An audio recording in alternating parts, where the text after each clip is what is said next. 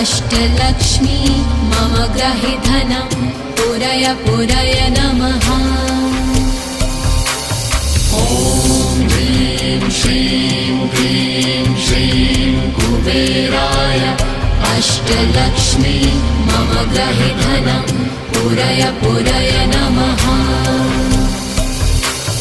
ॐ ह्रीं श्रीं क्लीं श्रीं कुबेराय अष्टलक्ष्मी मम ग्रहे धनं पुरय पुरय नमः।